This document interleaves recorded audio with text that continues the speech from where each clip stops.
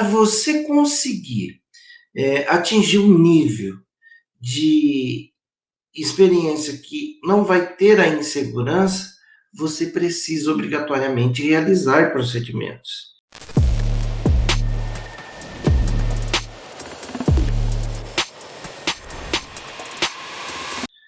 Eu vejo profissionais até com muita experiência em outras áreas, até com muita habilidade com agulhas ou com atender as pessoas, é, mas que sofrem com esse medo.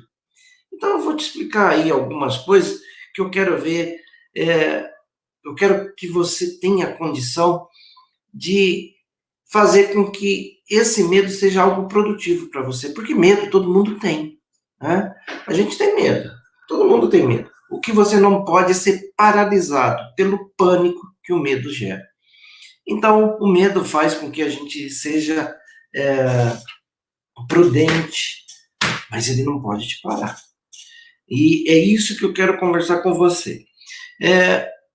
Você já fez alguma coisa sem praticar? Me fala aí. Você já fez alguma coisa sem praticar? Boa noite, Marta. Por exemplo, você foi tirar a carta. O instrutor te falou, olha, primeira marcha, segunda marcha. As primeiras vezes, o que a gente faz? A gente fica olhando, não sabe se pisa na embreagem primeiro, se coloca a marcha e assim por diante. Depois que você começa a fazer, daqui a pouco o negócio fica muito fácil, não é? E você repete isso com uma facilidade imensa. Então, é necessário que você pratique. É necessário que você tenha condições de começar a fazer o seu serviço e assim te gerar a segurança. E você quebrar com esse tabu do medo, tá? Então, olha, quando você começa a praticar os procedimentos, você seleciona o que você gosta e o que você não gosta, não é? Você seleciona. Tem procedimentos que você ama fazer, passaria o dia todo fazendo aquele tipo de procedimento. Agora já tem outros que fazer 1, 2 procedimentos daquele por dia te traz um transtorno enorme e você quer fugir dele. Eu tenho uns aqui na minha cabeça que eu particularmente não gosto muito de fazer. Acho bonito o resultado, mas eu não gosto de fazer. Cansa demais. Para mim, me cansa, né? Mas eu não gosto de fazer.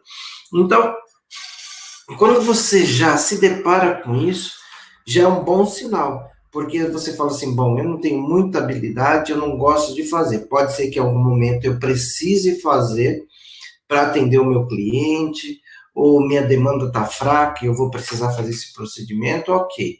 Mas você já sabe que não é ele que você vai usar como carro-chefe para você, não é? Mas o atalho que hoje eu quero te apresentar são basicamente 2 atalhos. O primeiro é assim, olha, você não deve, quando a gente está trabalhando com invasivos, trabalhar com substâncias que você já reconhece como substâncias problemáticas. O que são substâncias problemáticas? São aquelas substâncias que você ouve falar, olha, deu um problema de nódulo, deu um problema de necrose, deu um problema disso, deu um problema daquilo. Você precisa fugir dessas situações. Procure trabalhar com substâncias mais simples, conhecidas, e que a gente sabe qual que é o resultado. Por exemplo, quando a gente fala de gordura localizada, 2 substâncias são importantes para você fugir quando você está começando, para não ter problema, porque é assim, é muito chato quando você trabalha com alguma coisa e depois a cliente sai do seu ambiente de trabalho e ela vira para você e fala assim, olha, está acontecendo isso, está acontecendo aquilo. Principalmente quando você está começando, começa a gerar aquele medo enorme. Então, fuja dessa substância. Se você está começando, por exemplo, trabalhar com gordura localizada, você sabe que você vai precisar de lipolítico, venotrófico e eutrófico, né? mas que o lipolítico é a principal substância para que você consiga o resultado que você deseja, que é destruir a gordura localizada. Então você sabe que essa é a peça principal. Sabendo que essa é a peça principal, você deve pesquisar a primeira coisa. Hoje, com a internet na mão, a gente faz isso com muita facilidade. Quais são as substâncias lipolíticas que dão maior problema?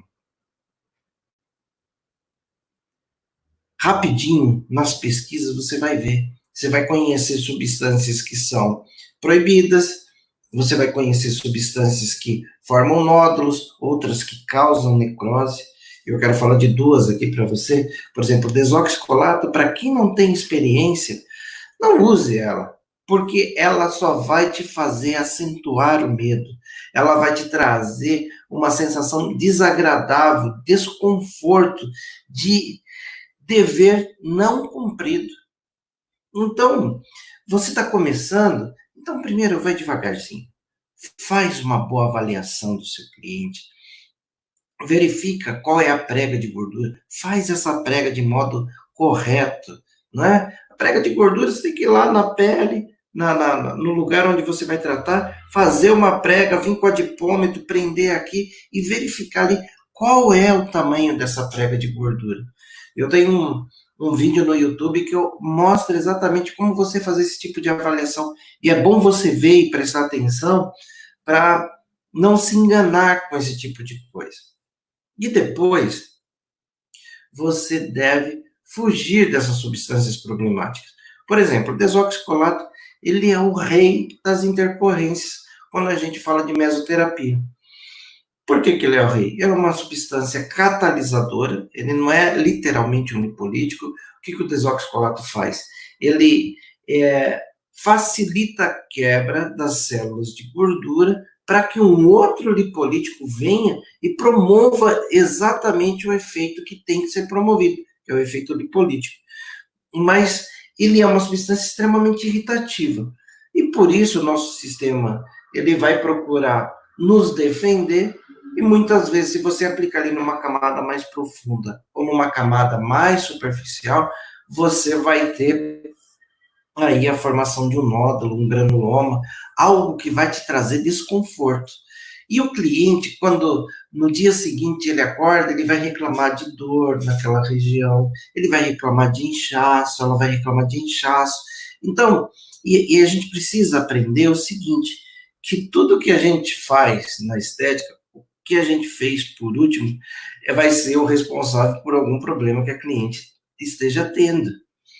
Eu tive uma situação assim, uma aluna adquiriu uns produtos nossos e ela fez um procedimento e depois ela me falou que passou a noite no hospital com a cliente dela.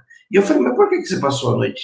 Ela usou uma mescla de política, uma que eu gosto muito de utilizar, sem nenhuma substância problemática, e a pessoa começou com uma cólica renal e ela quis associar aquela cólica renal ao uso da mescla de gordura localizada. Veja só como que é isso, né? Veja só, quando a pessoa faz o procedimento estético, tudo que acontecer com ela, ela vai querer relacionar. Por isso que é bom você trabalhar com substâncias que elas te trazem essa segurança, substâncias que você conhece melhor, substâncias que você tem acesso à literatura. E ela é muito importante por conta disso, não é? Outra substância, essa substância foi a Vigilância Sanitária de São Paulo, uma vez, numa fiscalização numa empresa que eu trabalhava, e ela falou assim, olha, por favor, não trabalhe com hialuronidase para quebra de gordura localizada. Ok, mas eu quis saber o porquê, né? Porque quando você fala assim, olha, não faça, por que que não faz? E eu fui procurar saber o motivo daquilo.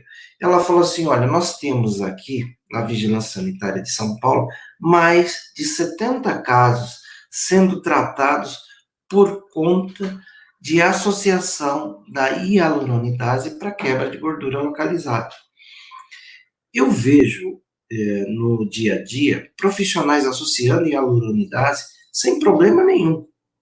Mas o que acontece é o seguinte, é a reputação que determinadas substâncias recebem em função de mau uso de profissionais.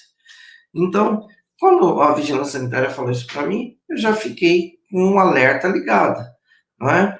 Então, eu tomo muita cautela para usar esse tipo de produto para gordura localizada. Eu praticamente não uso, né? Nunca usei hialuronidase para gordura localizada, mas eu vejo colegas que utilizam com sucesso, com prudência. Ok, mas para quem está começando, para quem está passando por uma situação de insegurança, não deve correr o risco de trabalhar com determinadas substâncias, não é? Boa noite, Jaci. Boa noite, Heloísa, Marta, Lucimara, Lilian, Def Félix. Deve ser Débora, né? Boa noite, Letícia, Ellen, Tatiana. Boa noite, pessoal. E eu quero te falar uma coisa, olha, bom, se você quiser participar, é só você erguer uma mãozinha assim, que em determinado momento eu te chamo. Dani, como vai, Dani? Boa noite, está no Paraguai. Tá bom, Letícia, daqui a pouco você vai ser uma das pessoas que eu vou te chamar ao vivo aqui para você fazer sua pergunta e eu te dar a oportunidade de você falar. Tá bom, a gente vai abrir um espaço aqui para vocês perguntarem e a gente vai responder aí o que vocês precisam. Aprenda que o principal componente da quebra de gordura são os lipolíticos, né? Os lipolíticos. Então, os lipolíticos, eles precisam ser selecionados a dedo. E a gente precisa saber aonde a gente vai depositar. Olha, tem gente fugindo da raia aqui, viu? A Letícia está falando, não, foi errado, foi um oi, não me chama não. Tá bom, Letícia. Então, os lipolíticos, gente, eles têm que ser escolhidos a dedo. E eu tenho que saber exatamente aonde administrar. Quando eu vou tratar uma gordura localizada, eu tenho que identificar a região da gordura localizada. Bom, ela está no abdômen, então eu tenho que concentrar naquela região. Concentrando naquela região e usando o lipolítico adequado, com certeza eu vou ter sucesso. Você consegue me entender? Quais são os lipolíticos mais utilizados? Cafeína é um lipolítico muito utilizado. Se você pegar L-carnitina, também ele é muito utilizado. Você pegar oimbina, também é muito utilizado. Então, são lipolíticos clássicos que, para quem está começando, o risco de ter problema é muito menor. A não ser que o seu cliente fale assim, não, eu tenho problema de hipertensão. Se tem problema de hipertensão, não pode trabalhar com cafeína, nem trabalhar com embina. Entendeu? E assim, esse suporte, ele tem que vir. Você tem que relembrar alguns conceitos, você tem que trabalhar esses conceitos de forma que seja produtiva para você. Tá bom? Deixa eu ver o que a Zene está falando. Professor, aprendi a fazer hidrolipoplasia com soro. Mas tem uma amiga que mistura soro com água destilada. O que você acha disso? Eu acho, Zene, que deve doer pra caramba, tá? Porque a água destilada, estéreo, né? A gente está falando de soro estéreo, hidrolipoclasia, tem que ser estéreo, né? A água destilada e o soro, eles têm diferentes características fisicoquímicas, entendeu? E o soro, por ele ter a sua característica fisiológica, ele promove um melhor efeito na difusão celular. E também depois no processo de cicatrização, porque acontece um processo inflamatório. Então, outra coisa que eu queria te deixar claro é assim, ó, quando a gente trabalha com gordura localizada, a gente tem que saber o ângulo certinho da agulha, aonde eu vou atingir. Se eu sei qual é a prega de gordura, fica mais fácil de eu aprofundar mais ou menos essa agulha. E também aonde que eu estou depositando aquele fármaco para ele promover o efeito que eu desejo naquela região. Então, esse é o cuidado que você tem que ter. Porque muitas vezes você deposita numa camada mais profunda ou numa camada mais superficial, você não vai ter ali tecido adiposo para ser queimado, tá? Então, isso que você precisa tomar cuidado e ficar atento, tá? Então, camadas, via de administração, como fazer isso é muito importante. Como fazer a aplicação, onde fazer. Deixa eu ver aqui quais são as outras perguntas. A Letícia está perguntando aqui. L-carnitina, cafeína, desoxicolato, benzopirona e lidocaína é uma mescla muito perigosa, professor? Olha, ô Letícia, a questão do perigo, ela está principalmente quando você exagera nas concentrações ou quando você não administra numa camada adequada de pele. Por exemplo, se você utilizar essa mescla que você me falou, L-carnitina, cafeína, desoxicolato, benzopirona, lidocaína, numa pessoa que tem uma prega de gordura superior a 3 centímetros e você fizer uma aplicação em 45 graus, dificilmente você vai ter problema. Mas o que eu te recomendo? Não fique fazendo prega após prega, entendeu? Por isso que eu recomendo os 45 graus. Porque quando a gente faz uma aplicação de gordura localizada, ela tem que fazer um depósito. Se eu sair fazendo prega, eu quebro esse depósito, ele aumenta a superfície de contato e ao invés de ter uma ação localizada, ele tem uma ação sistêmica, tá?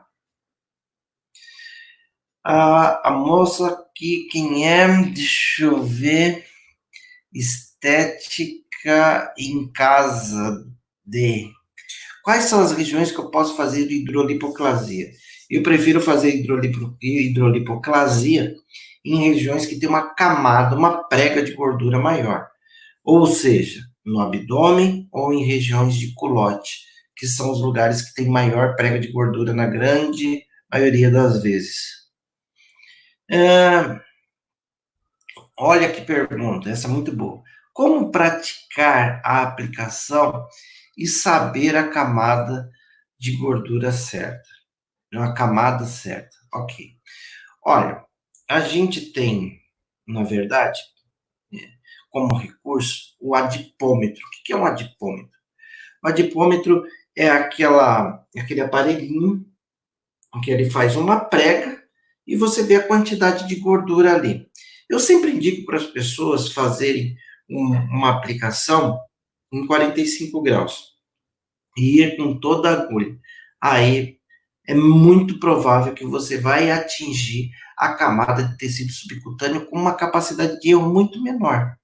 Agora, quando você vai precisar fazer uma aplicação facial, por exemplo, uma aplicação é, intradérmica, você já precisa fazer uma aplicação assim, olha a minha lapiseira.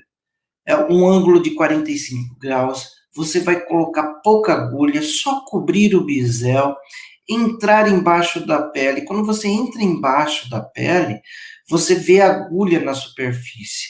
Essa é uma aplicação intradérmica, mais indicada para tratamentos de epiderme e derme, enquanto a outra que estava em 45, ela é indicada para gordura localizada na grande maioria das vezes.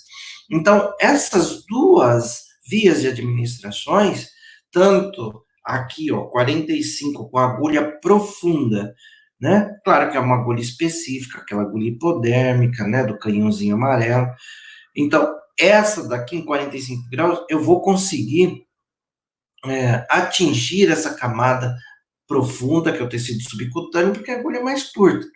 Agora, a intradérmica, eu vou aplicar superficialmente, 10 a 15 graus.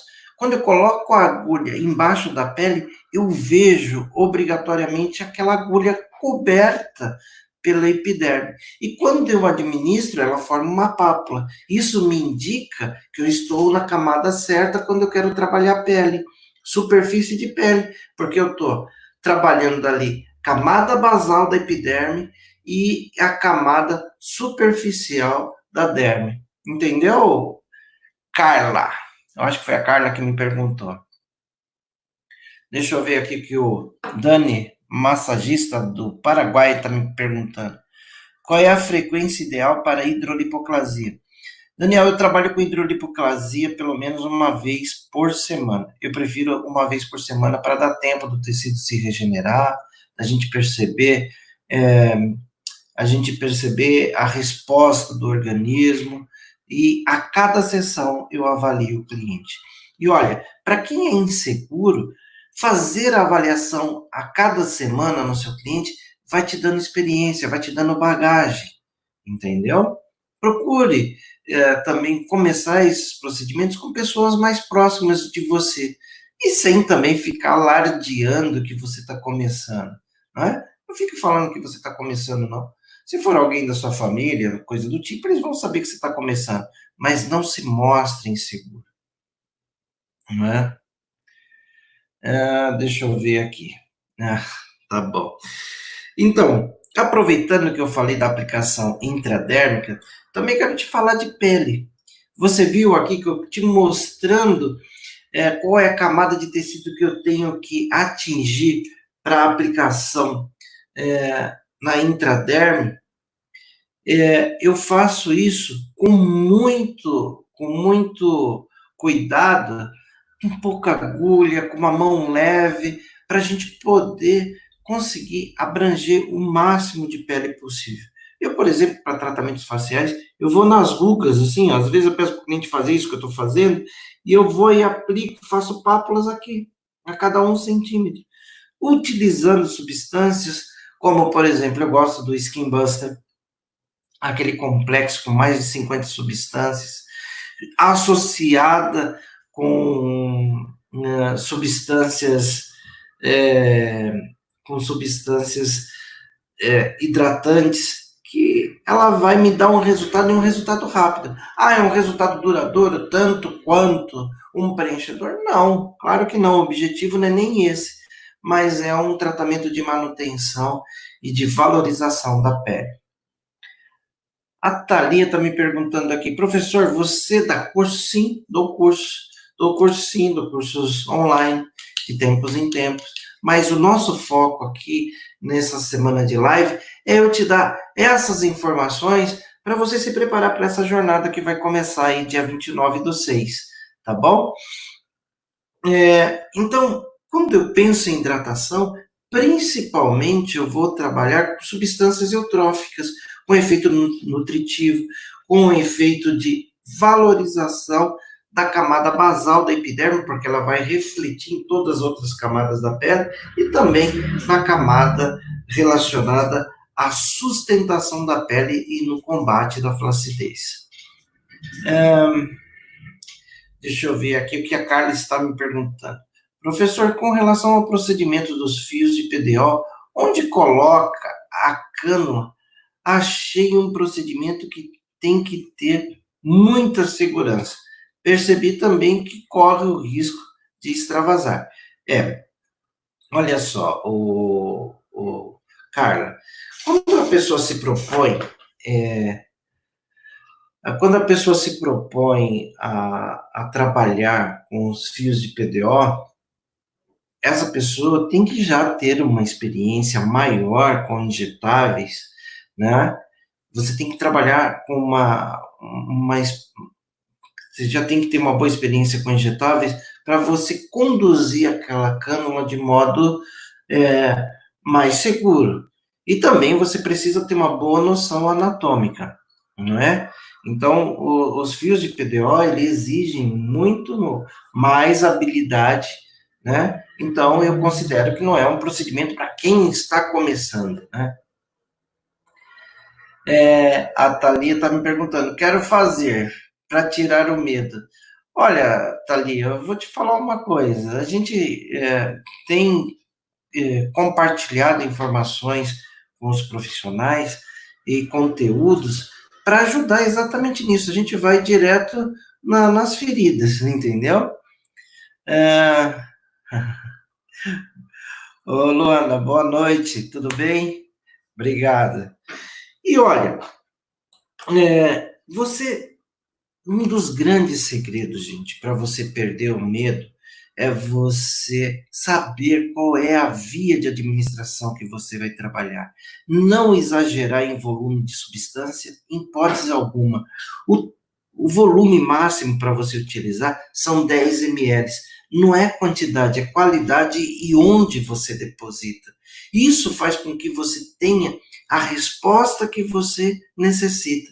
Porque tem muita gente que fala assim, professor, eu gostaria de fazer uma aplicação de gordura localizada, uma aplicação de facial, queria tratar estrias, tudo de uma vez. Isso somatizado pode trazer ali para você intercorrências que definitivamente vão te fazer parar. É aí que aparece o medo, porque uma pessoa escuta aqui, tal fulano fez isso e deu tal intercorrência. Outro fulano fez aquilo e deu aquela intercorrência. E as pessoas vão somatizando exclusivamente as intercorrências e não o resultado. Então, te oriento, sempre menos é mais, né? E muitas vezes você consegue trabalhar ali com substâncias de características mais simples, características menos agressivas e que te tragam resultado. Então, a dica para quem morre de medo, menos é mais. Comece a fazer, comece a trabalhar, precisando. Olha, a gente tem um material vasto aí para te mostrar o quanto que você pode fazer sem correr grandes riscos, tá bom? Deixa eu ver aqui no YouTube o que estão me perguntando. Jaci Calisto. Estou gostando muito de trabalhar com a hidrolipoplasia. Um bom resultado, pouco gasto. Só queria saber se pode ser feito em outras partes do corpo ou só no abdômen. Eu prefiro o abdômen porque pela força da gravidade, tudo que tiver em cima, ele é deslocado. Agora, se tiver um culote acima de 3 centímetros, também ele pode ajudar. Deixa eu ver aqui outras perguntas. Professor, qual que é o volume máximo para hidrolipoclasia? Olha, Cris, volume máximo, eu diria que por volta de 50 ml. Mas, necessariamente, você não precisa usar tudo isso. Vai depender da prega de gordura que você, é, que você está tratando, né?